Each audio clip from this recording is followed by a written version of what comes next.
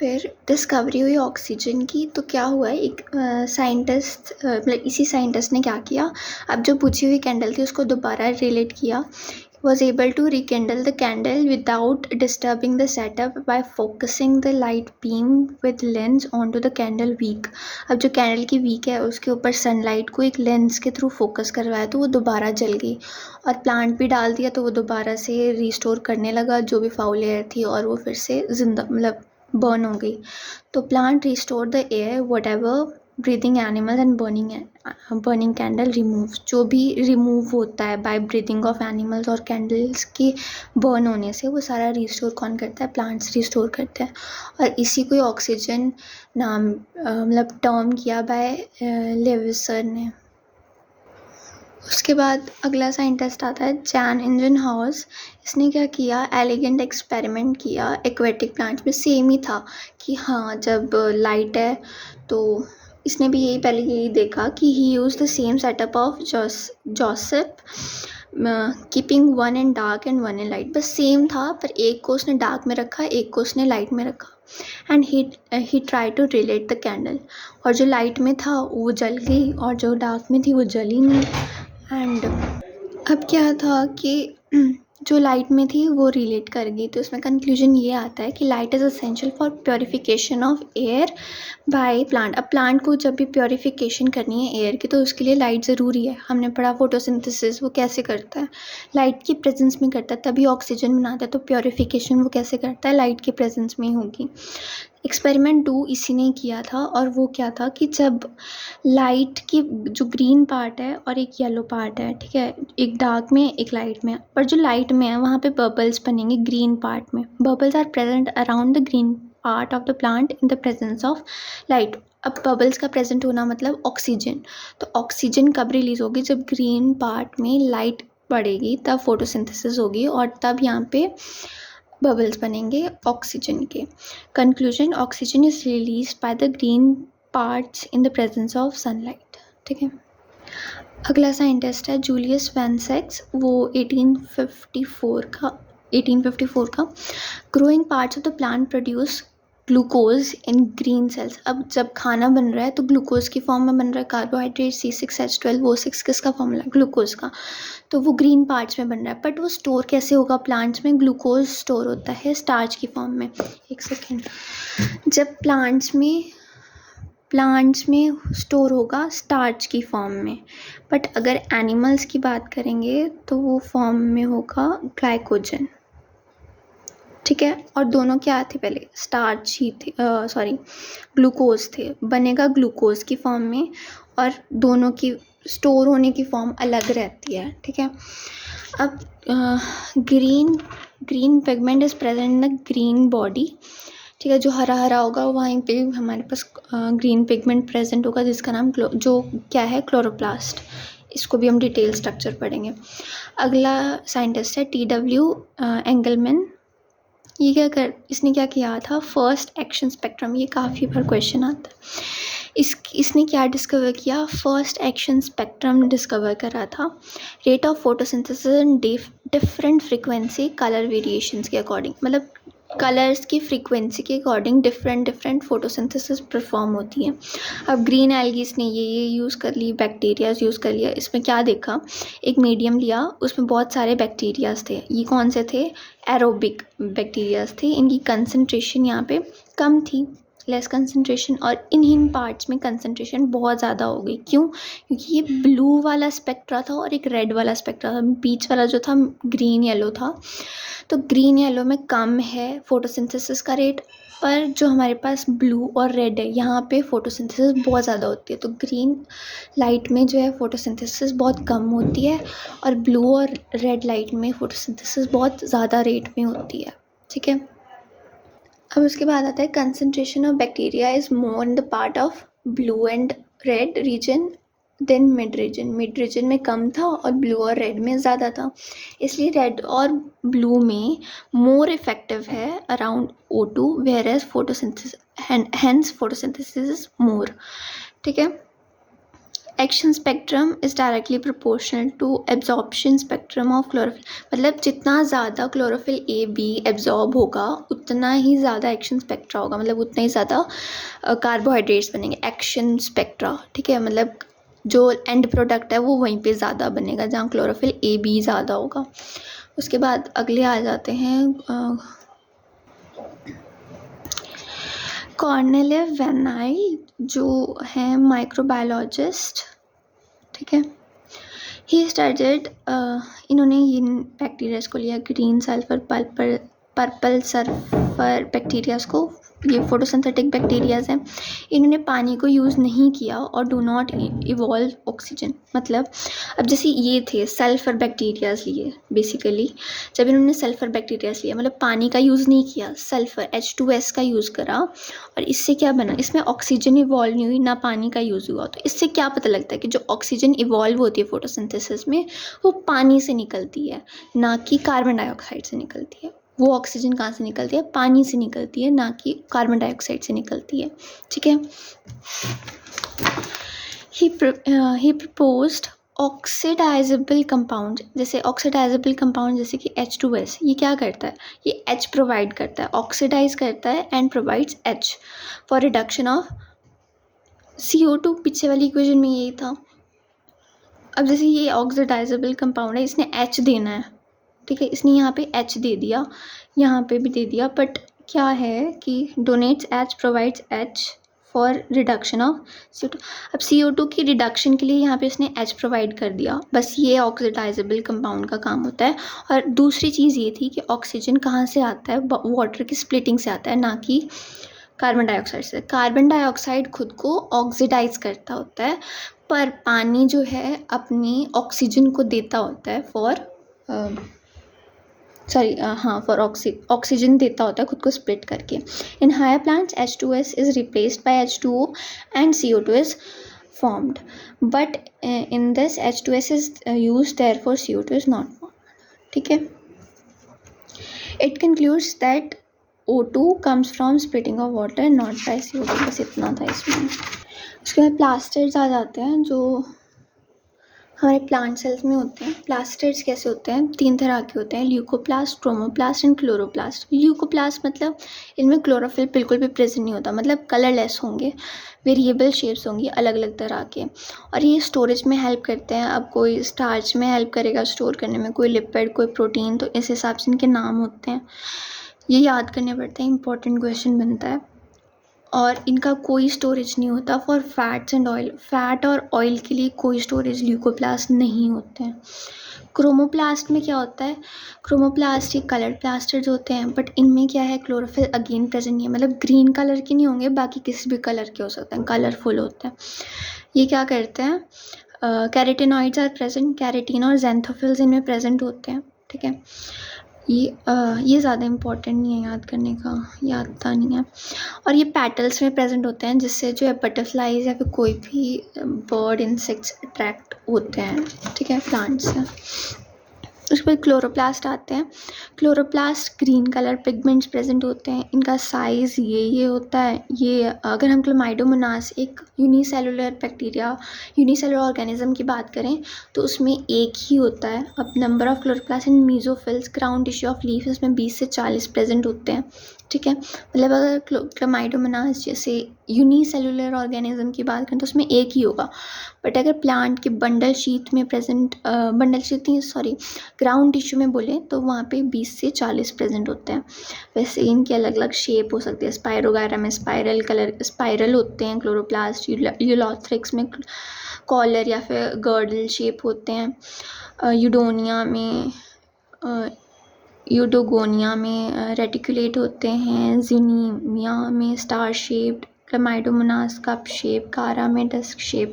ठीक है, in higher plants it is disc. अब कोई भी हायर प्लांट है तो वो डिस्क की स्ट्रक्चर होगा। ठीक है, यहाँ पे से पिगमेंट कैसा होता है, इसमें कौन कौन से होते हैं, क्लोरोफिल प्रेजेंट होता है ग्रीन कलर का पिगमेंट, और कैरेटिनॉइड्स प्रेजेंट होते हैं, मतलब कैरेटीन्स और ज़ैंथोफिल्स को टुगेदर वी से कैरोटीनॉइड्स। उसके बाद मूवमेंट ऑफ क्लोरोप्लास्ट। क्लोरोप्लास्ट कैसे मूवमेंट दिखाता है, जैसे जहाँ पे भी लाइट होगी, जिस भी रीजन में लाइट गिरेगी उस तरफ को चल पड़ेगा। Shows movement in response to light, such movement is called phototactic movement या फिर फोटोटेक्टस। ठीक है, क्लोरोप्लास्ट अपने आप को अलाइन करता है with the wall of mesophyll cells and absorb the optimum quantity of light. अब जैसे ये मान लो एक मेसोफिल सेल है जो प्लांट के अंदर प्रेजेंट है। अब जैसे इसको ऑप्टिमम लाइट इंटेंसिटी चाहिए तो ये खुद को ऐसे करेगा ताकि ज़्यादा से ज़्यादा इसका यहाँ पे गिरे तो ज़्यादा से ज़्यादा इस पे लाइट पड़े, ऑप्टिमम लाइट इंटेंसिटी। इसमें मैक्सिमम एब्जॉर्प्शन करेगा और ये खुद को अलाइन कर सकता है इस हिसाब से। अगर इसको ऑप्टिमम चाहिए तो ऐसे, और अगर इसको कम चाहिए वेरी हाई लाइट इंटेंसिटी, मतलब मिनिमम एब्जॉर्प्शन, बहुत ज़्यादा इंटेंसिटी है बाहर लाइट की, मतलब बहुत ही गर्म टेम्परेचर में है या फिर ऐसी जगह पे प्रेजेंट है प्लांट जहाँ पे बहुत ज़्यादा लाइट पड़ रही है, तो वहाँ पे वो कैसे करेगा खुद को इस तरह से ताकि कम से कम एब्जॉर्प्शन हो लाइट की, उसको कम चाहिए होगी। और जिसके पास ऑप्टिमम सनलाइट गिर रही है तो वो ऐसे को करेगा मैक्सिमम एब्जॉर्प्शन के लिए, परपेंडिकुलरली अलाइन करते हैं और यहाँ पे पैरेलली अलाइन करते हैं खुद को। ठीक है, और ये स्ट्रक्चर है क्लोरोप्लास्ट का। इसमें बेसिक 3 चीज़ें आती हैं, एनवेलप, स्ट्रोमा, लैमेले। ये एनवेलप है बाहर वाला, 2 एनवेलप वॉल्स प्रेजेंट है, मेम्ब्रेन्स प्रेजेंट है। ये है स्ट्रोमा, ठीक है, और ये है हमारे पास लैमेलीज। ठीक है, बेसिक चीज़। उसके बाद अब सबसे पहले एनवेलप की बात करेंगे तो यहाँ पे ये आउटर मेम्ब्रेन है, ये अंदर वाली इनर मेम्ब्रेन है, और इनके बीच का स्पेस इंटरमीडिएटेड स्पेस है। इसको इन तीनों को मिला के विल से ये एनवेलप, एक क्लोरोप्लास्ट का। ठीक है, उसके बाद स्ट्रोमा आ जाता है। स्ट्रोमा में क्या क्या है, राइबोसोम्स गिरे हुए हैं, सर्कुलर डीएनए है, लिपिड की ड्रॉप्स पड़ी हुई हैं, स्टार्च ग्रेन पड़ा है। ठीक है, ये सब कुछ हमारे स्ट्रोमा में पड़े हुए हैं। और अब अगर लैमेली की बात करें तो लैमेली अलग अलग तरह के हो सकते हैं। देखो कहाँ पे ये है ग्रैनल थाइलाकॉइड, मतलब एक थाइलाकॉइड, एक कॉइन को बोलेंगे ग्रैनल थाइलाकॉइड, और जब वो बहुत सारे एक साथ एक के ऊपर स्टैक कर जाते हैं उसको हम ग्रैना कह देते हैं। फिर जब एक दूसरे के साथ कनेक्शन जब बना रहे हैं ये ग्रैनास तो उनको कहेंगे इंटरग्रैनल थाइलाकॉइड्स या फिर स्टोमल लैमेले। ठीक है, फ्रिस्ट चैनल्स, ये सारे इसके नाम हैं, तो ये याद रखना है। एक पाइल को क्या कहें, एक कॉइन को क्या कहेंगे हम, ग्रैनल थाइलाकॉइड, और जब बहुत सारे होंगे तो ग्रैना, और जब एक दूसरे के साथ ग्रैनास कनेक्ट कर रहे हैं तो इंटरग्रैना थाइलाकॉइड या फिर स्टोमल लैमेले, फ्रिस्ट चैनल्स। ठीक है, अब इनका डिटेल्ड बोलें तो एनवेलप में क्या होगा, डबल मेम्ब्रेन हमने पढ़ी, आउटर इनर, और जो बाहर वाली है वो ज़्यादा परमिएबल है, मतलब ज़्यादा चीज़ों को अलाउ करती है, और इनर वाली कम परमिएबल है, मतलब ज़्यादा सिलेक्टिव है बाहर वाली और कम सिलेक्टिव है अंदर वाली। ठीक है, these membranes are phospholipid bilayer. जैसे हम ह्यूमंस की सेल मेम्ब्रेन कैसी होती है, फॉस्फोलिपिड बाइलेयर, वैसी इनकी भी कैसी है, फॉस्फोलिपिड बाइलेयर, मतलब फॉस्फेट के लिपिड्स, फॉस्फेट और लिपिड्स दोनों प्रेजेंट हैं। लिपिड्स ऐसे को प्रेजेंट होते हैं और फॉस्फेट ऐसे को प्रेजेंट होते हैं, एंड लिपिड्स भी है मतलब ऐसे पड़े हुए होते हैं, है ना। उसके बाद स्ट्रोमा आ जाते हैं, जो नीचे का ग्राउंड मटेरियल था, फ्लूइड होता है, एंजाइम्स इसके अंदर प्रेजेंट होते हैं for the synthesis of carbohydrates and protein, जो एंड प्रोडक्ट बनते हैं जैसे फोटोसिंथेसिस के बाद, तो वो कार्बोहाइड्रेट्स प्रोटीन्स किस में बनते हैं, स्ट्रोमा में बनते होते हैं। और इसमें मोस्ट इम्पॉर्टेंट एंजाइम आता है रुबिस्को। ठीक है, ये क्या होता है, इसकी फुल फॉर्म है राइबुलोज 1,5 बाइफॉस्फेट कार्बोक्सिलेज ऑक्सीजनेज। ठीक है, ये सबसे इम्पॉर्टेंट एंजाइम इसके अंदर प्रेजेंट होता है, किसके अंदर, स्ट्रोमा के अंदर, जो फ्लूइड मैट्रिक्स बाहर का प्रेजेंट है, और ये सबसे ज़्यादा अबंडेंटली प्रेजेंट है अर्थ में, मतलब सबसे ज़्यादा प्रेजेंस इसी एंजाइम की है हमारी अर्थ में। Helps in fixation of CO2। अब जो CO2 है उसको फिक्स करना पड़ता है, फिर जाके वो फोटोसिंथेसिस परफॉर्म करके, मतलब फोटोसिंथेसिस परफॉर्म करी उस CO2 के साथ, और फिर उसके बाद उसको फिक्स करके जो है कार्बोहाइड्रेट्स बनते होते हैं। तो वो फिक्सेशन का काम कौन कर रहा है, रुबिस्को।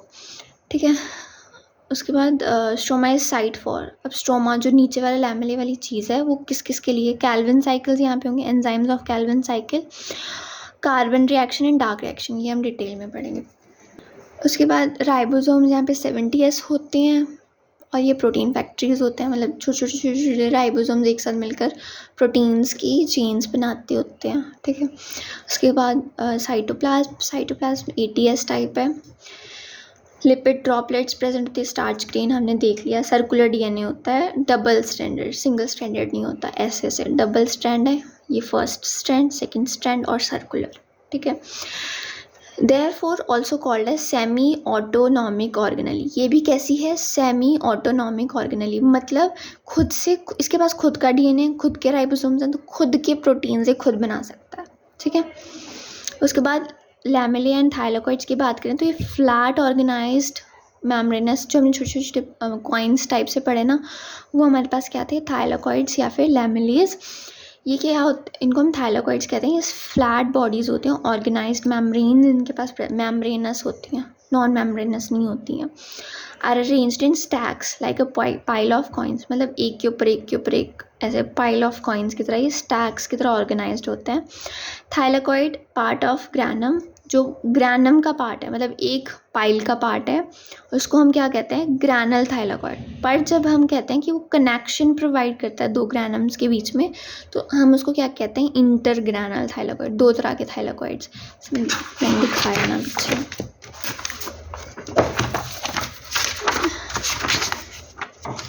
जैसे ये था, ये इंटरग्रैनल था, ठीक है, दो ग्रैनास के बीच का है, और जो एक पूरे ग्रैनम का पार्ट है उसको हम ग्रैनल थाइलाकॉइड कहते हैं। ये दो तरह के थाइलाकॉइड। और जो भी थाइलाकॉइड होता है, हर तरह का थाइलाकॉइड एक मेम्ब्रेन से कवर होता है, इनक्लोज, जिसको हम ल्यूमेन कहते हैं, लॉक्यूलस ऑफ थाइलाकॉइड। एक कैविटी को, अब जैसे ये जो कैविटी, ये तो एक मेम्ब्रेन हो गई, मतलब एक थाइलाकॉइड को देखेंगे तो ये उसकी मेम्ब्रेन हो गई, और ये बीच वाली कैविटी है जिसको हम ल्यूमेन और लॉक्यूलस कहते हैं, ठीक है। ये यूनिट मेम्ब्रेन है जो फॉस्फोलिपिड बायलेयर है। अब जैसे फॉस्फोलिपिड मतलब ये फॉस्फोलिपिड्स बायलेयर, ये पिगमेंट्स प्रेजेंट हैं, फॉस्फोलिपिड्स प्रेजेंट हैं, ठीक है। ऐसे बनी होती है ये वाली membrane. In membrane of thylakoid photosynthetic pigments like chlorophyll, carotenoids, ये सब प्रेजेंट होता है। अब जैसे PS1 PS2 हम पढ़ेंगे तो वो भी इसकी मेम्ब्रेन में प्रेजेंट होंगे, ठीक है। Photosystem 1, photosystem 2। पिगमेंट्स आकर in the group of pigment system PS। Pigment system क्या कहेंगे हम? मतलब PS system. Thylakoid membrane PS embedded, जो थाइलाकॉइड की मेम्ब्रेन होती है वहाँ पे पिगमेंट सिस्टम्स जो हैं एम्बेडेड होते हैं, मतलब ऐसे पड़े हुए होते हैं। फंक्शन क्या होता है कि क्या करते हैं? सनलाइट को ट्रैप करते हैं, कन्वर्ट करते हैं लाइट एनर्जी इनटू तो केमिकल एनर्जी। केमिकल एनर्जी जैसे कि ATP NADPH, जिसको हम एसिमिलेटरी पावर कहते हैं, बाद में इनसे हम पावर मिलती है, ठीक है। अब ड्यूरिंग फोटोसिंथेसिस क्या क्या होगा? पहले तो जो थाइलाकॉइड्स थे, जो ऐसे हमने पढ़े कॉइन्स जो थे थाइलाकॉइड्स, वहाँ पे क्या होगी? लाइट रिएक्शन होगी। ये चीज़ याद करने वाली है। थाइलाकॉइड्स में कौन सी रिएक्शन होगी? Light reaction. बट जो स्ट्रोमा था, जो मैट्रिक्स था, वहाँ पे कौन सी रिएक्शन होगी? Dark reaction. लाइट रिएक्शन को और क्या क्या कहते हैं? Photochemical reaction. फोटो मतलब light to chemical change reaction. और यहाँ पे कार्बन रिएक्शन होती है, क्योंकि आगे इसका नाम कार्बन साइकिल, कैल्विन साइकिल, ये सब पढ़ेगा, ठीक है। तो इसमें क्या याद रखना है? थाइलाकॉइड्स में कौन सी रिएक्शन होती है? लाइट रिएक्शन होती है, फोटोकेमिकल रिएक्शन होती है। डार्क रिएक्शन या फिर कार्बन रिएक्शन किस में होती है? स्ट्रोमा में होती है। अब देखो थाइलाकॉइड में क्या होता है कि थाइलाकॉइड की मेम्ब्रेन में क्या है? पिगमेंट सिस्टम प्रेजेंट होते हैं। अब पिगमेंट सिस्टम क्या करते हैं कि जो लाइट है उसको एब्जॉर्ब करेंगे, ठीक है, उस लाइट एनर्जी को कन्वर्ट करेंगे केमिकल एनर्जी में, यानी कि ATP या फिर NADPH एसिमिलेटरी पावर में। अब जो हमारे पास ATP NADPH लाइट की प्रेजेंस में कन्वर्ट होके हमारे पास जो बाय प्रोडक्ट आया है, वो बाद में डार्क रिएक्शन में क्या होगा? उसी ATP और NADPH को क्या करेंगे? कार्बन डाइऑक्साइड फिक्स करने में मदद करते हैं। कार्बन डाइऑक्साइड फिक्स करना मतलब कार्बन डाइऑक्साइड से कार्बोहाइड्रेट बनना। प्रोडक्ट ऑफ लाइट रिएक्शन जो थे, ये क्या करते हैं? Reduces carbon dioxide to carbohydrates, मतलब फिक्स करते हैं कार्बन डाइऑक्साइड को हम डार्क रिएक्शन में। एक बार फिर से, लाइट रिएक्शन में हम क्या करते हैं? एसिमिलेटरी पावर्स बनाते हैं, ठीक है, मतलब लाइट को केमिकल एनर्जी में कन्वर्ट करेंगे। डार्क रिएक्शन में क्या करेंगे? जो हमने केमिकल एनर्जी ली है उसको यूज़ करके हम कार्बन को फिक्स करेंगे। इसमें हमारे पास क्या होगी, कार्बन की फिक्सेशन होती है, इसलिए कार्बन रिएक्शन इसको कहते हैं। फिर chloroplast shows clear cut division of labour. अब जो क्लोरोप्लास्ट है इसमें क्लियर कट डिवीजन होती है लेबर की, मतलब आधा काम थाइलाकॉइड वाली साइड करेगी, आधा काम स्टोमा करेगा, ठीक है। इसके फिर इससे क्या होगा, टोटली हमारा कार्बन फिक्स हो जाएगा। Dark reaction is called dark, ऐसे आगे आएगा, ठीक है। ये पिगमेंट्स हैं, वैसे तो एक्स्ट्रा था हमारे लिए भी, पर देख लेना अगर ये करवाने में। ये सारे वैसे इनका स्ट्रक्चर, क्लोरोफिल ए, बी का भी स्ट्रक्चर है, सेम ही होता है, बस थोड़े से चेंजेस होते हैं। ये ए का स्ट्रक्चर है। मैग्नीशियम होता है, बस ये क्वेश्चन आया था एक बार कि मैग्नीशियम प्रेजेंट होता है क्लोरोफिल्स के स्ट्रक्चर में, ठीक है। बाकी इनके फॉर्मूलाज याद करना, ये तो हमें मना कर दिया था। और ये कैरोटीनॉइड्स, कैरोटीन्स और ज़ैंथोफिल, फाइकोबिलेंस, ठीक है। हम यहाँ से करेंगे, मैंने पिगमेंट्स छुड़वा दिए हैं क्योंकि वो हमें भी मना कर दी थी बाद में। Paper chromatography. पेपर क्रोमेटोग्राफी में हम क्या करते हैं, अलग अलग पिगमेंट्स को सेपरेट करके देखते हैं। पहले तो हमने स्पिनच लिया, उसको मोर्टल में अच्छे से पेस्टल्स के साथ अच्छे से ग्राइंड कर दिया, फिर उससे एक ऑर्गेनिक सॉल्वेंट बनेगा। उस ऑर्गेनिक सॉल्वेंट को हम फिल्टर करके फिल्ट्रेट ऑर्गेनिक सॉल्वेंट बनाते हैं। फिर हमने क्या लेना है, एक पेपर की स्ट्रिप मिलती है, उसको लेंगे, उसके अंदर जब हम सॉल्वेंट डालते हैं तो उसमें नैरो कैपिलरीज प्रेजेंट होती हैं 1 by 1 फॉर 4 to 5 टाइम्स, और उसके अंदर क्या पता चलता है, उसको हैंग करेंगे तो वह ऐसे सेपरेशंस कर देती हैं, yellow to yellow orange carotenes. Yellow कौन सी होती है, xanthophyll, bright of blue green chlorophyll A. ये कलर्स नीट में आए थे इस बार भी, ठीक है। उसके बाद लाइट, ये सारा मैंने पेंसिल से किया है स्टिल। अब वेवलेंथ जो है विजिबल लाइट की होती है 390 to 760 नैनोमीटर्स, ठीक है। पार क्या होता है, फोटोसिंथेटिक एक्टिव रेडिएशन। इस रेडिएशंस में क्या होती है, फोटोसिंथेसिस आकर करते हैं, वो है 400 to 700 नैनोमीटर्स। 400 to 700 नैनोमीटर्स की रेडिएशन में फोटोसिंथेसिस होती है, क्योंकि वो फोटोसिंथेटिकली एक्टिव रेडिएशन होती हैं, पार होती हैं। विबग्योर जो है, विबग्योर एनर्जी मोर और वेवलेंथ शॉर्ट होती है, इस तरफ को वेवलेंथ बड़ी और एनर्जी कम होती है। ये सब करने की ज़रूरत नहीं है।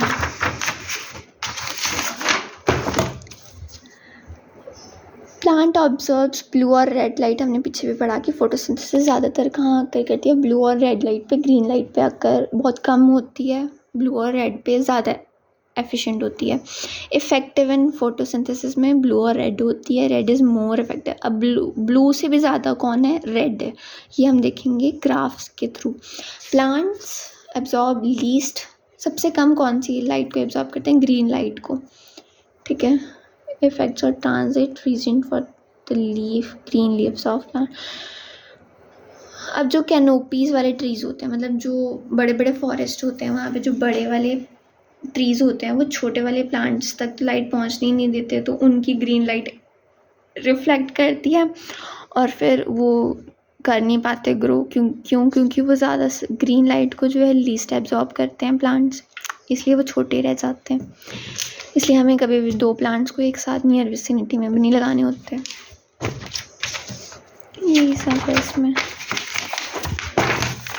ये है मेन एब्जॉर्प्शन स्पेक्ट्रम। इसमें क्या होता है कि हमें देखना है कि क्लोरोफिल ए बी को कहाँ पे ज़्यादा हो रहा है। It is a curve of graphical representation of amount of different wavelengths of light absorb by the particular pigment. अब जैसे यहाँ पे ये ब्लू रीजन है, ये रेड रीजन है और ये वाला ग्रीन रीजन है, ठीक है। अब जो ब्लू रीजन है, यहाँ पे जो है क्लोरोफिल बी ज़्यादा एब्जॉर्ब हो रहा है और क्लोरोफिल ए जो है वो कम एब्जॉर्ब हो रही है। ये एब्जॉर्प्शन स्पेक्ट्रा है, ठीक है। और यहाँ पे ग्रीन तो सबसे कम हो रही है, ग्रीन में तो कोई भी नहीं हो रही, ठीक है, प्लांट लेता ही नहीं है ग्रीन। और रेड में क्या हो रहा है, रेड में जो हमारी ब्लू वाली है वो कम है और जो क्लोरोफिल ए वाली है वो ज़्यादा एब्जॉर्ब हो रही है। तो रेड में क्लोरोफिल ए ज़्यादा है और ब्लू में क्लोरोफिल बी ज़्यादा एब्जॉर्ब हो रहा है। ठीक है, तो वही है, क्लोरोफिल ए एब्जॉर्ब्स मोर इन है, क्लोरोफिल ए ज़्यादा एब्जॉर्ब कहाँ हो रहा है, अच्छा दोनों में, मतलब क्लोरोफिल ए को ही अगर हम देखें, बी को हम नहीं देखें, तो ए जो है ज़्यादा एब्जॉर्ब ब्लू में हो रहा है कि रेड में, तो ब्लू में ज़्यादा एब्जॉर्ब हो रहा है। क्लोरोफिल बी ज़्यादा एब्जॉर्ब कहाँ हो रहा है, सॉरी ब्लू में, है ना, ब्लू में अगर सिर्फ क्लोरोफिल बी को देखें। बट अगर हम दोनों को कंपेयर करें तो क्लोरोफिल ब्लू रीजन में क्लोरोफिल बी ज़्यादा एब्जॉर्ब हो रहा है और रेड रीजन में क्लोरोफिल ए ज़्यादा एब्जॉर्ब हो रहा है। अच्छा, इसमें सिंपली क्या है कि ज़्यादा अगर मैं सिर्फ किसी को कंपेयर नहीं करूँ, सिर्फ ए क्लोरोफिल को देखूँ तो वो ज़्यादा एब्जॉर्ब कौन सी लाइट में हो रहा है, ब्लू में, और वही अगर क्लोरोफिल बी भी देखूँ तो वो भी ज़्यादा एब्जॉर्ब कौन सी लाइट में हो रहा है, ब्लू में। बट अगर दोनों को कंपेयर करूँ तो ब्लू में क्लोरोफिल बी एब्जॉर्ब हो रहा है और रेड में क्लोरोफिल ए एब्जॉर्ब हो रहा है ज़्यादा। Beta carotenoids absorb blue green. ठीक है, एक्शन स्पेक्ट्रा वो था एब्जॉर्प्शन स्पेक्ट्रा। अब जैसे मतलब लाइट ने एब्जॉर्ब कर दिया, ब्लू और रेड एब्जॉर्ब हो गई। ठीक है, अब उसके बाद एक्शन यानी कि फोटोसिंथेसिस की इफेक्टिवनेस कहाँ पर ज़्यादा होगी। तो अब जैसे ये दोनों की पीक सेम है, right, rate of photosynthesis, wavelength.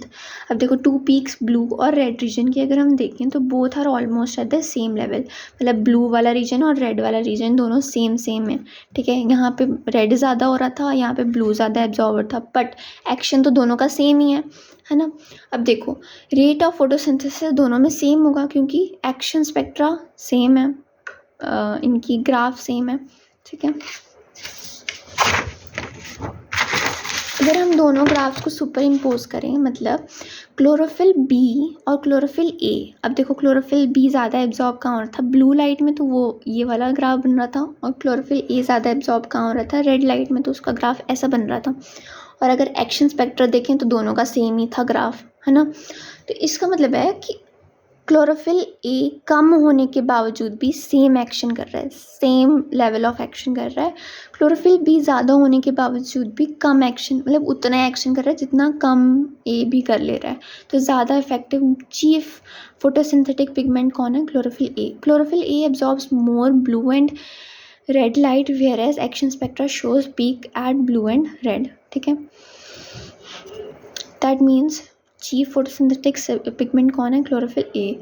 Blue light has more energy and is observe more, whereas light and जो रेड लाइट है उसके पास कम एनर्जी है बट वो लेस एब्जॉर्ब कर रहा है, और ब्लू लाइट के पास ज़्यादा एनर्जी है इसलिए वो ज़्यादा एब्जॉर्ब कर रही है। ठीक है, पर एक्शन स्पेक्ट्रा में दोनों का सेम है, इसलिए दोनों ने एक्शन सेम परफॉर्म किया। इसने कम होने के बावजूद भी उतना ही किया जितना इसने ज़्यादा होने पे किया, तो इसलिए रेड लाइट ज़्यादा एफिशिएंट है, ज़्यादा इफेक्टिव है। ठीक है, in mid region no absorption is, कोई एब्जॉर्प्शन नहीं हुई, ग्रीन लाइट वाला था। Action spectrum shows some action that is same action that is rate of photosynthesis. ठीक है, it means whereas there are more pigments beside chlorophyll A, मतलब chlorophyll A की जगह भी बहुत सारे पिगमेंट्स प्रेजेंट होते हैं, बट हम यहाँ पे सिर्फ देख रहे हैं कि कौन सा पिगमेंट ने ज़्यादा एब्जॉर्ब करा है, कौन ज़्यादा इफेक्टिव है। That is presence of accessory pigments, accessory pigments भी प्रेजेंट होते हैं। ठीक है, क्वांटम रिक्वायरमेंट लाइट एनर्जी कितनी चाहिए उतने क्वांटम्स होंगे। Number of quantum light quantas required to evolve one O2 molecule, मतलब एक फोटोसिंथेसिस में एक मॉलिक्यूल ऑफ O2 इवॉल्व करने के लिए 8 क्वांटा रिक्वायर्ड होते हैं। 8 क्वांटा एब्जॉर्ब होंगे तब एक मॉलिक्यूल ऑफ ऑक्सीजन इवॉल्व होगा। ठीक है, तो 1/8 क्वांटम यील्ड है। तो फोटो सिस्टम्स आते हैं, 2 तरह के फोटो सिस्टम्स होते हैं। पहले हम जर्नल फोटो सिस्टम पढ़ेंगे। अब फोटो सिस्टम क्या था, there are group of pigments molecule, pigment molecule, बहुत सारे पिगमेंट मॉलिक्यूल्स एक साथ मिलकर एक फोटो सिस्टम बनाते हैं। ये क्या करते हैं, लाइट एनर्जी को केमिकल एनर्जी में हेल्प करते हैं। मतलब ये कहाँ पे होगा, थाइलाकॉइड्स में प्रेजेंट होंगे। वहीं पे क्या हो रही थी, लाइट रिएक्शन हो रही थी, मतलब light energy to chemical energy convert हो रहे हैं, ठीक है। तो फोटोकेमिकल एक्शन कन्वर्जन करते होते हैं। 2 पार्ट्स होते हैं, हर एक फोटो सिस्टम के 2 पार्ट्स होते हैं। हमारे पास 2 फोटो सिस्टम हैं, दोनों फोटो सिस्टम के 2 पार्ट्स होंगे, LHS and reaction centre, LHC light harvesting complex and reaction centre. ये एंटीना मॉलिक्यूल्स होते हैं, जैसे ये है LHCs, बहुत सारे सेल्स हैं हमारे पास नीचे प्रेजेंट, और ये बीच में रिएक्शन सेंटर होता है जो क्लोरोफिल A का बना हुआ होता है, ठीक है। ये कोर रीजन आ जाती है, ये पेरिफेरल रीजन आ जाती है। इसमें क्या होगा, पहले तो देखो मतलब यहाँ से मान लेते हैं ये लाइट है, ये लाइट इन पे गिरेगी और ये आगे आगे वेवलेंथ के अकॉर्डिंग ट्रांजिट होती रहेगी, और सारी लाइट लास्ट में कहाँ आएगी, रिएक्शन सेंटर के पास पहुँचती है। कंटेन्स ऑल पिगमेंट्स एक्सेप्ट 1, इसके पास सारे पिगमेंट्स होते हैं सिर्फ एक को छोड़ के, वो है रिएक्शन सेंटर। रिएक्शन सेंटर के पास होता है स्पेशल क्लोरोफिल A, ठीक है। बाकी जो भी पिगमेंट्स होंगे वो सारे हमारे इनके पास प्रेजेंट होते हैं, LHCs के पास। Absorbs particular wavelength of light, और ये जो है एक पर्टिकुलर वेवलेंथ ऑफ लाइट को ही एब्जॉर्ब करता है, बाकी जितनी भी वेवलेंथ्स हैं वो यहाँ पे होंगी। इसकी अरेंजमेंट कैसी होती है, इंक्रीजिंग वेवलेंथ की, मतलब एनर्जी कम होगी फ्रॉम पेरिफेरी टू ऊपर। यहाँ पे पेरिफेरी में कम है, अच्छा सॉरी, यहाँ पे सबसे ज़्यादा एनर्जी गिरेगी, फिर ये ऐसे को डिक्रीज़ करती जाएगी एनर्जी, और वेवलेंथ ऐसे को इंक्रीज़ करती जाएगी, ठीक है। उसके बाद 2 तरह के फोटो सिस्टम मैंने कहा, photo system 1 and photo system 2, दोनों के पास 2 पार्ट्स हैं, LHC1, LHC2। रिएक्शन सेंटर, अब ये याद रखना है कि PS1 का रिएक्शन सेंटर कितना है, P700। रिएक्शन सेंटर का नाम क्या है, P700, और PS2 के रिएक्शन सेंटर का नाम है P680, ठीक है। ये चीज़ याद रखना है कि PS1 का है 700 और PS2 का रिएक्शन सेंटर है P680। रिएक्शन सेंटर क्या होता है, इसके पास स्पेशल क्लोरोफिल होता है और ये परफॉर्म करता है प्राइमरी रिएक्शन, जिससे इलेक्ट्रॉन एक्सट्रूड होंगे, मतलब निकलते होते हैं। अब जैसे मान लो यहाँ पे जैसे ये पहुँच रही है वेवलेंथ यहाँ तक, जैसे यहाँ पे एनर्जी पहुँच रही है, तो ये क्या करेगा, एक इलेक्ट्रॉन को बाहर निकालेगा, एक्सट्रूड आउट करेगा, ठीक है। और इसके बाद हमारे पास जो पूरी साइकिल चलती होती है। और ये LHCs में अलग अलग तरह के क्लोरोफिल्स होते हैं, अलग अलग वेवलेंथ्स प्रेजेंट होती हैं, जो resonance centre by reaction centre by transfer to reaction centre by resonance के थ्रू जो रिएक्शन सेंटर को पास ऑन करते होते हैं। अभी कहाँ होते हैं PS1 PS2, दोनों तो है, तो वो पिगमेंट सेंटर्स तो कहाँ होंगे, थाइलाकॉइड्स में। तो ये बहुत सारे थाइलाकॉइड्स हैं, मतलब एक ग्रैना है, ठीक है। अब एक ग्रैनम में ये पूरा मतलब पाइल्स ऑफ कॉइन से जुड़ा बना हुआ। अब इसमें कहाँ कहाँ PS1 और PS2 होते हैं, इनकी लोकेशंस पता होनी चाहिए वैसे तो, पर क्वेश्चन कभी भी नहीं आया। तो इसमें क्या होता है कि ये वाला PS1 है, ये वाला सिंबल PS2 के लिए है, ये हमारे पास साइटो B6F कॉम्प्लेक्स के लिए, ये ATP सिंथेसिस कॉम्प्लेक्स हमारे पास ऐसे वाला होता है, ये वाला। अब जैसे PS1 है वो यहाँ पे नॉन कॉम्प्रेसिबल पोर्शन पे, मतलब 2 थाइलाकॉइड्स के बीच वाले में कभी भी PS1 नहीं हो सकता, वहाँ पे कौन होंगे, सिर्फ PS2 प्रेजेंट होंगे। PS1 नॉन कॉम्प्रेसिबल पोर्शंस में होंगे, कंप्रेस्ड पोर्शंस में हमारे पास कौन होंगे, PS2 प्रेजेंट होंगे, ठीक है। और ये वाले हमारे पास साइटोक्रोम B6F कॉम्प्लेक्स है, ये हम बाद में साइकिल में आएगा, मतलब पास ऑन करता है एक तरह से इलेक्ट्रॉन्स को एनर्जी बनाने के लिए। और ये हमारे पास ATP सिंथेसिस, लास्ट में जितनी भी इलेक्ट्रॉन जो भी बनेगा वो इनके थ्रू पास करेगा और इससे ATP बनती होती है। तो ये कहाँ पे है, इस वाली साइड पे होता है, स्ट्रोमल रीजन की तरफ होता है, नॉन कॉम्प्रेस्ड मार्जिन्स में प्रेजेंट होते हैं, ठीक है। और इंटरग्रैनल की तरफ भी प्रेजेंट होते हैं। फ्रिस्ट में हमारे पास कौन आ जाते हैं, PS1, PS2 प्रेजेंट नहीं होता, PS2 सिर्फ कॉम्प्रेस्ड रीजन्स में प्रेजेंट होता है, ठीक है। अब इसमें क्या है कि फोटो सिस्टम क्या करेगा, लाइट को एब्जॉर्ब करेगा, फोटो सिस्टम कोई भी PS1 PS2 कोई भी है, साइकिल पे डिपेंड करता है। अब फोटो सिस्टम क्या करेगा, लाइट को एब्जॉर्ब करेगा, इलेक्ट्रॉन एक्सट्रूड करेगा बाय स्पेशल सेंटर जो था, या तो वो P700 हो सकता है या P680 हो सकता है, ठीक है। और उसके बाद वो कन्वर्ट होगा to the chemical energy ATP NADPH, और उसके बाद वो मतलब ऐसी मिलिट्री पावर्स की जनरेशन होगी, और फिर फोटोफॉस्फोरिलेशन में, उसको हम फोटोफॉस्फोरिलेशन कहते हैं। अब लाइट रिएक्शन, कैसे लाइट रिएक्शन और डार्क रिएक्शन प्रेजेंट होती है, mechanism of photo system. Light reaction thylakoids में होएगा, light to chemical energy convert होगा, O2 इवॉल्व होएगी। डार्क रिएक्शन में क्या है कि हमारे पास स्ट्रोमा में होगा, जो हमारे पास एनर्जीज बनी है लाइट रिएक्शन में वो हमारी फिक्स करेंगी कार्बन डाइऑक्साइड को, और यहाँ पे कार्बन डाइऑक्साइड क्या होता है, रिड्यूस होता है क्योंकि वो कार्बोहाइड्रेट बनता है। तो लाइट रिएक्शन की, अब जो लाइट रिएक्शन है इसको हम फोटोकेमिकल या फिर हेल्थ रिएक्शन भी कहते हैं। फोटोकेमिकल तो समझ गए होंगे कि हाँ यहाँ लाइट से केमिकल में चेंज हो रहा है। हेल्थ रिएक्शन क्योंकि ये अपवर्ड रिएक्शन होती है, जब हम इसका साइकिल देखेंगे ना तो ये अपवर्ड्स जा रही होती है। लाइट डिपेंडेंट रिएक्शन, इसमें लाइट चाहिए ही चाहिए होती है, ठीक है। प्रोसेस क्या होता है कि ये एब्जॉर्ब करते हैं लाइट को, और जिसकी वजह से इलेक्ट्रॉन एक्साइट होता है, स्प्लिटिंग ऑफ वाटर भी स्प्लिट होगा, ऑक्सीजन रिलीज होगी, और high energy synthesis of high energy chemical intermediates, ऐसी मिलिट्री पावर्स बनती होती हैं। कैसे बनती हैं, ये वाली साइकिल Z स्कीम फॉलो होती है। अब इसमें क्या हो रहा है, सबसे पहले तो हमारे पास OEC होती है, ठीक है। ये एक एक्सेप्टर है सॉरी। ये क्या करता है कि पानी टूटता है। सबसे पहले तो हमारे पास पानी टूटेगा, 4 इलेक्ट्रॉन्स 4 प्रोटॉन्स निकलेंगे। प्रोटॉन्स जो है हमारे पास, ये नीचे वाला रीजन कौन सा है, वो कैविटी जो थी हमारे पास ल्यूमिन लॉक्यूलस वाला, और ये उसकी मेम्ब्रेन है पूरी, ठीक है। तो इसके मेम्ब्रेन में प्रेजेंट है हमारे पास OEC, कैविटी की तरफ प्रेजेंट होती है। तो जैसे यहाँ पे सनलाइट गिरती है, मतलब जैसे ये कौन सा फोटो सिस्टम 2 प्रेजेंट है, ठीक है। PS2 680 देख के पता लग गया, और यहाँ पे कौन सा है P700, ये बाद में आएगा, मतलब ये PS1 है। PS1 बाद में आता है, PS2 पहले आता है। इसके ऊपर जैसे ही इलेक्ट्रॉन्स गिरेंगे, इसके जो LHCs के ऊपर जैसे ही लाइट गिरेगी, इलेक्ट्रॉन इसको चाहिए इसके मेन सिस्टम को, ताकि वो एक्सट्रूड आउट करे।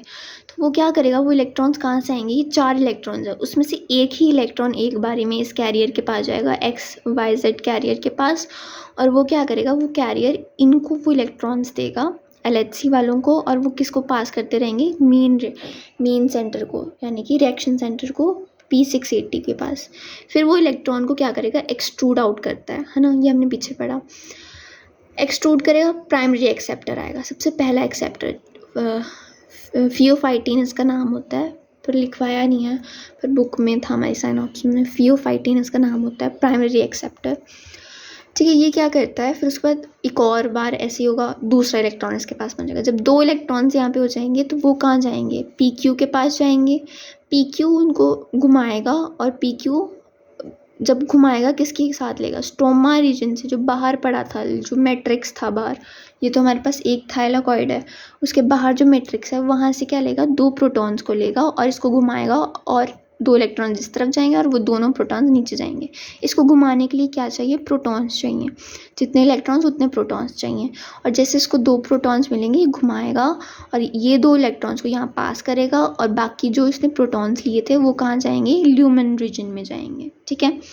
यहाँ पे एक बार फिर से लाइट फॉल हुई, इसने क्या किया, पानी को तोड़ा, पानी टूटा, 4 इलेक्ट्रॉन्स 4 प्रोटॉन्स बने। 4 प्रोटॉन्स कहाँ गिर गए, ल्यूमेन में। यहाँ पे पहले तो प्रोटॉन्स ल्यूमेन में गिरे और 4 इलेक्ट्रॉन्स बच गए। एक इलेक्ट्रॉन गया, कैरियर ने लिया, और किसको दिया, हमारे पास PS2 को दिया। PS2 है ये, PS1 बाद में आएगा।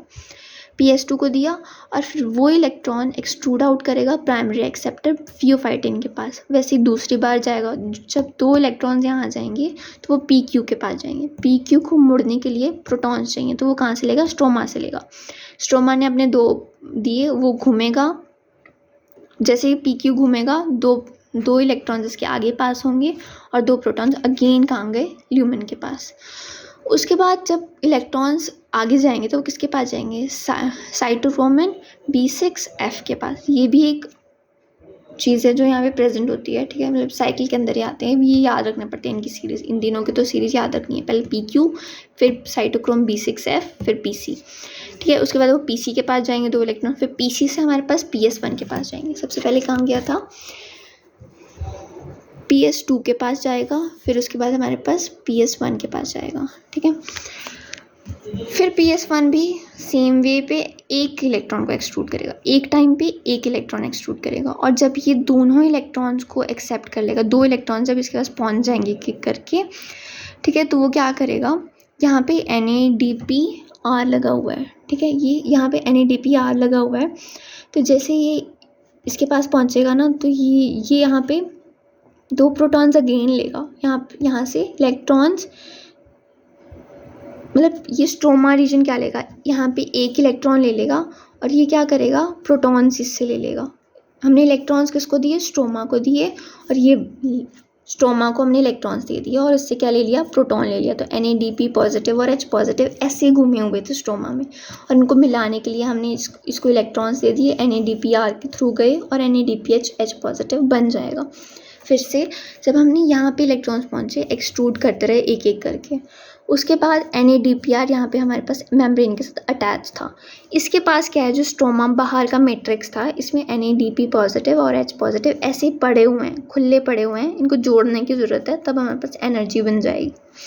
तो इसमें एनर्जी बनाने के लिए हम क्या करते होते हैं, इनको जोड़ने के लिए हमने इलेक्ट्रॉन्स इनको दे देने हैं एक एक करके, दोनों इलेक्ट्रॉन्स, और उसके बाद हमारे पास क्या बन जाता होता है, NADPH पॉजिटिव, 2 इलेक्ट्रॉन्स FT के पास चले गए, ठीक है। और ये यहाँ पे इनकी फुल फॉर्म्स हैं, PQ की फुल फॉर्म, ये प्रोटॉन कैरियर है, ठीक है, ये सब कुछ है इसमें। अब यहाँ पे स्टेप्स पे बात करते हैं। स्टेप्स में अब जब हम स्टेप्स की बात करेंगे तो सबसे पहले क्या होगा, लाइट एब्जॉर्ब होगी LHCs के थ्रू। रिएक्शन सेंटर कौन सा वाला था यहाँ पे, 680 वाला है ना। सबसे पहले तो 680 के पास जाएंगे, which leads to the electron excitation, photo excitation, and electrons get extruded. फिर चार्ज की रेस्पिरेशन होगी। PS2 जो है हमारे पास स्ट्रॉन्ग ऑक्सीडेंट होता है, बिकम्स पॉजिटिव, ठीक है। उसके बाद इलेक्ट्रॉन्स निकल गए तो वो पॉजिटिव बन जाएगा। फिर उसके बाद स्टेप 2 टू स्टोर इलेक्ट्रॉन्स। अब इलेक्ट्रॉन्स को स्टोर करने के लिए water will split by OEC and the photocatalytic splitting, photolysis होगी, ल्यूमेन में प्रोटॉन्स बढ़ते रहेंगे, pH कम होता रहेगा। बेसिकली क्या है कि जैसे यहाँ पे हमारे पास वो गिरी, सनलाइट गिरी, तो इसने अपना इलेक्ट्रॉन निकाला, और इस इलेक्ट्रॉन को वापस भरने के लिए ये इसकी इलेक्ट्रॉन्स टूटेंगे, ये खुद को तोड़ेगा और इलेक्ट्रॉन्स निकालेगा, फिर उसको वापस से नॉर्मल करेगा, उसकी जो भी फोटोकैटालिटिक पोजीशन थी, ठीक है। और फिर जब उसमें प्रोटॉन्स गिरेंगे, जब पानी स्प्लिट हुआ, प्रोटॉन्स नीचे आए, तो उसमें ल्यूमेन H पॉजिटिव की कंसंट्रेशन बढ़ जाएगी, pH क्या हो जाएगा, कम हो जाएगा। फिर उसके बाद पानी स्प्लिट हुआ, इलेक्ट्रॉन्स ये ट्रांसमिट हो जाएंगे PS2 के पास। फिर उसके बाद जो भी इलेक्ट्रॉन्स हैं वो रिसीव करेगा प्राइमरी एक्सेप्टर, फिर वो PQ के पास जाएंगे। PQ क्या करेगा, खींचेगा 2 प्रोटॉन्स फ्रॉम स्टोमा, और फिर वो रिड्यूस करेगा PQH2 को। फिर वो इलेक्ट्रॉन जाएंगे F के पास, मतलब वो F6 जो भी था। फिर उसके बाद protons positive, H positive are pushed to the lumen, वहाँ पे फिर से ल्यूमेन जो है ज़्यादा, उसका pH फिर से कम हो जाएगा, ठीक है। तो उसके बाद इलेक्ट्रॉन्स पास होंगे PS1 के पास, PS1 लाइट एब्जॉर्ब करेगा, फिर वहाँ पे फिर से इलेक्ट्रॉन्स एक्सट्रूड होंगे पास टू FT। यहाँ पे FT क्या है, फेराडॉक्सिन के पास जाएंगे, जहाँ पे जो किसके साथ NADPR के साथ एसोसिएटेड है। फिर वो reductase enzyme, NADP reductase enzyme है, फिर वो क्या करता है, H पॉजिटिव्स को लेगा स्टोमा से अगेन, और फिर उसके बाद उनको प्रोटॉन्स देता होता है, और फिर वहाँ पे NADPH और H पॉजिटिव बन जाते हैं, रिड्यूसिंग पावर्स, ठीक है। पानी ने स्प्लिट किया 4 इलेक्ट्रॉन्स गए PS2 के पास PS1, फिर NADPH बनेगा, 2 NADPH बनेंगे क्योंकि एक 2 से 1 बन रहा है, 4 इलेक्ट्रॉन से 2 बनेंगे और 1 ऑक्सीजन इवॉल्व होएगी क्योंकि 1 ऑक्सीजन के टूटने से 4 इलेक्ट्रॉन्स निकले। ठीक है, कितने क्वांटम? 8 क्वांटम रिक्वायर्ड होते हैं एक मॉलिक्यूल ऑफ वाटर के लिए, ऑक्सीजन के लिए। ये अगेन एक माइंड मैप है। क्लोरोप्लास्ट इल्यूमिनेट, पिगमेंट एब्जॉर्ब करेंगे लाइट को, एक्साइटेशन होएगी, PS2 PS1 में इलेक्ट्रॉन एक्सट्रूड होंगे, फिर PS2 जो एसोसिएटेड है वाटर स्प्लिटिंग के साथ, वाटर स्प्लिट कर जाता है। इलेक्ट्रॉन मूवमेंट ऑफ इलेक्ट्रॉन्स कैसे कैसे जाते हैं ये। PS2 से प्राइमरी एक्सेप्टर पे अपहिल, पहले तो वो अपहिल गया, राइट। फिर उसके बाद PS1 से PS2 का जो प्राइमरी एक्सेप्टर है वो किसको देगा? PS1 को देगा। तो वो डाउन हिल जा रहा होता है, पहले तो वो ऊपर को जा रहा होता है, फिर वो डाउन हिल जा रहा होता है। तो फिर उसके बाद PS1 से प्राइमरी एक्सेप्टर फिर से अप हिल्स जा रहा है, फिर प्राइमरी एक्सेप्टर से NADP डाउन हिल जा रहा है। ठीक है, उसके बाद non cyclic electron transport chain है, ETC है। ये साइक्लिक नहीं है, एक के बाद एक ऐसे एक दूसरे से जॉइंटेड नहीं है, बट ये बस एक सीरीज में चल रहा है। ठीक है, चेन की तरह है। PS2 एंड PS1 दोनों इवॉल्व होते हैं, इसमें वाटर स्प्लिट करता है, ऑक्सीजन इवॉल्व होती है ना। और इसमें स्टोमा रीजन में जो है प्रोटॉन्स निकलते हैं स्टोमा से और ल्यूमेन में जाते हैं। इसमें ल्यूमेन में H पॉजिटिव्स की कंसनट्रेशन बढ़ जाती है, स्टोमा में कम हो जाती है, जिसकी वजह से ग्रेडियंट बनता है, proton gradient across thylakoid membrane, जिसकी वजह से ATP की सिंथेसिस होगी। हम बाद में पढ़ेंगे कि कैसे ATP की सिंथेसिस होगी। अब ये याद रखना है कहाँ पे एंड किया हमने कि थाइलाकॉइड में क्या हुआ, एक प्रोटॉन ग्रेडियंट बना है। ठीक है, मतलब मेम्ब्रेन में ल्यूमेन में जो है प्रोटॉन ज़्यादा हैं और जो हमारे स्ट्रोमा है उसमें प्रोटॉन्स कम है। उसके बाद रिडक्शन ऑफ NADP, उससे NADPH बन जाते हैं जब उसकी रिडक्शन हो जाती है H पॉजिटिव्स लेके, और प्रोडक्ट क्या बनेगा? ATP NADPH O2। अब NADPH तो हमने पढ़ लिया कि स्टोमा से हमने लिया, वो सब बना। ATP कैसे बनेगा? क्योंकि वो प्रोटॉन ग्रेडियंट जो बना है ल्यूमेन में उसकी हेल्प से बनेगा, और वो हम बाद में देखेंगे कि ATP कैसे बनेगी। ठीक है, अब साइक्लिक ETC, एक तो हमने पढ़ा नॉन साइक्लिक, जो अभी हमने पढ़ी वो चेन थी, ये क्या है? साइक्लिक चेन है। ठीक है, ये क्या होता है? जनरली स्टोमल लैमेले में आकर करता है। ठीक है, PS2 इसमें नहीं होता, सिर्फ इसमें PS1 होता है, मतलब P700 वाला ही फोटो रिएक्शन सेंटर इसमें प्रेजेंट होगा। NADPR वाला भी प्रेजेंट नहीं होगा, मतलब NADPH वाले सिस्टम नहीं है इसमें। Stromal lamellae lacks PS2 as well as, ये इसमें नहीं होगा, ये एक स्टेटमेंट है तो ये ट्रू होगा। ऑल्सो PS2 इज इन्वॉल्व्ड, इसमें PS1 ही इन्वॉल्व होगा and circulate with in the photo system, with in this photo, और इसी फोटो सिस्टम में चलता रहता है। कैसे सर्कुलेट होते रहते हैं इलेक्ट्रॉन्स? कैसे? सबसे पहले तो लाइट एनर्जी आई, इसमें गिरेगी, इससे इलेक्ट्रॉन एक्सट्रूड आउट होगा। अब इससे जैसे इलेक्ट्रॉन एक्सट्रूड होगा, प्राइमरी एक्सेप्टर जो इसका प्राइमरी एक्सेप्टर है वो लेगा, FD को देगा, फिर ये क्या करेगा? साइटोक्रोम B6 को देगा, फिर ये PQ क्या लेगा? प्रोटॉन्स लेगा, एक इलेक्ट्रॉन के लिए एक प्रोटॉन लेगा, और फिर इसको इवॉल्व नीचे जाएगा, ल्यूमेन में ये नीचे छोड़ देगा, F के पास देगा, F से फिर वो PC को देगा, फिर PC, क्योंकि इसके पास इलेक्ट्रॉन इसने अपना एक्सट्रूड करा तो उसको वापस से रीगेन करने के लिए वो इसको इलेक्ट्रॉन दे देता है। तो बस ये इसकी साइकिल चलती रहती है। तो ये हमारे पास साइक्लिक ETC है, और जो दूसरी वाली थी Z स्कीम वाली, वो हमारे पास नॉन साइक्लिक थी। ठीक है, इसमें हमारे पास PS1 ही है, PS2 कहीं पर भी नहीं आ रहा। अब इसमें क्या हो रहा है? साइक्लिक फ्लो ऑफ इलेक्ट्रॉन्स का साइक्लिक फ्लो हो रहा है।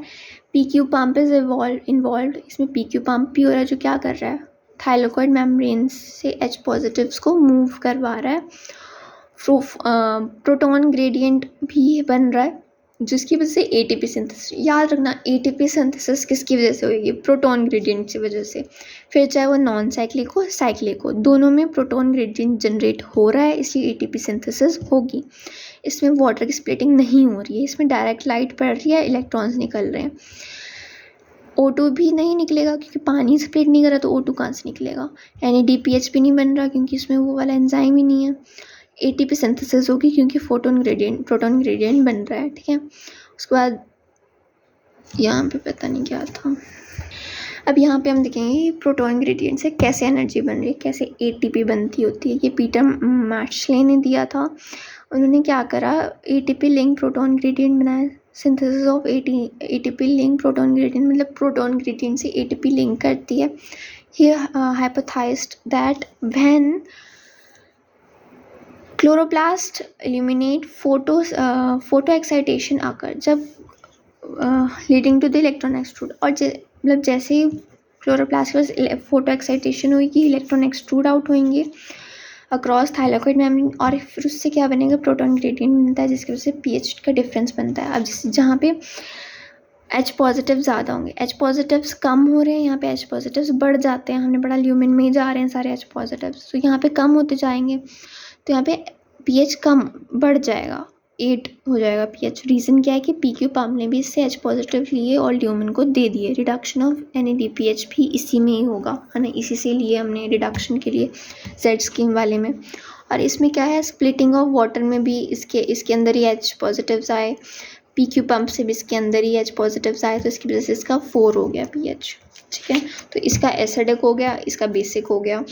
तो अब क्या होगा कि जैसे यहाँ पे जैसे pH, जैसे यहाँ पे वाटर स्प्लिट हुआ, सबसे पहले Z स्कीम की बात करें तो यहाँ पे जैसे वाटर स्प्लिट हुआ, H पॉजिटिव्स इसके अंदर भर गए। फिर उसके बाद हमने क्या पढ़ा कि PQ ने भी अपने H पॉजिटिव्स इसके अंदर डाल दिए, ठीक है, और कम हो गया, तो इसके अंदर pH जो है कम हो गया और इसका H पॉजिटिव्स बढ़ जाएंगे, ठीक है। तो ल्यूमिन के अंदर, और बाहर जो है स्टोमा रीजन में हमारे पास कम हो जाएगा pH कम हो जाएगा, ठीक है।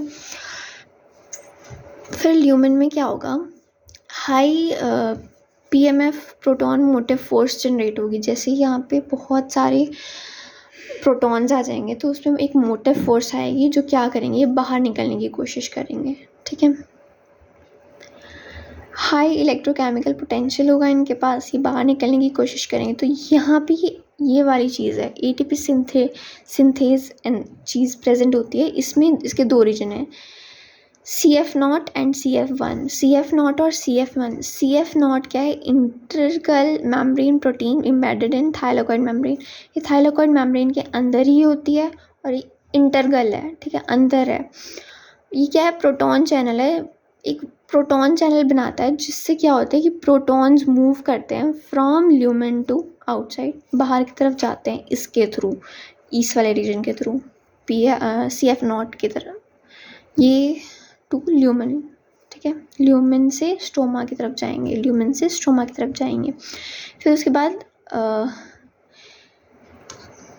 CF1 में peripheral membrane protein which is protruded towards the stoma, ये स्टोमा की तरफ है, प्रोट्यूटेड आउट है, ठीक है। मतलब ये हमारे पास थाइलाकोइड की एक, मान लो एक कॉइन है और उसमें बाहर मैट्रिक्स पड़ा है, तो ये बाहर को प्रोट्यूटेड है टूवर्ड्स द स्टोमा, ठीक है। यहाँ पर क्या है, लो इलेक्ट्रॉन केमिकल पोटेंशियल है, यहाँ पे ज़्यादा पोटेंशियल है, तो लो टू हाई जाएगा, और जैसे ही यहाँ पे जाएगा तो ये इसको मोल्ड करता है। अब जैसे एक दरवाज़ा है, उसमें ऐसे को लॉक करने के लिए खोलते हैं, जब हम ऐसे करके खोलते हैं, तो जैसे यहाँ पे H पॉजिटिव्स मूव करते हैं तो ये ऐसे को मुड़ता होता है, और जैसे मुड़ता है तो साथ में NADP और इनऑर्गेनिक फॉस्फेट लेता है। मतलब यहाँ पे ऐसे तो डाइफॉस्फेट था और एक फॉस्फेट इनऑर्गेनिक उठाएगा, जैसे उठाएगा इन दोनों को तो एक साथ मोड़ेगा और ट्राइफॉस्फेट तीनों को मिला देगा, मतलब दोनों को जोड़ेगा तो ट्राइफॉस्फेट बन जाएगा और H पॉजिटिव्स बाहर आ जाएंगे, ठीक है। तो ATP बन जाएगा इसमें, ठीक है।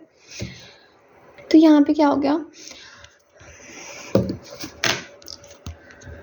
Proton gradient across the thylakoid membrane कैसे होता है, high concentration to low concentration जाएंगे, बट थाइलाकोइड मेम्ब्रेन इस चीज़ के लिए परमिएबल नहीं है, इसलिए एक चैनल बनाया हुआ है जिसका नाम है CF0 CF1 वाला चैनल, जिसको हम ATP सिंथेज कहते हैं।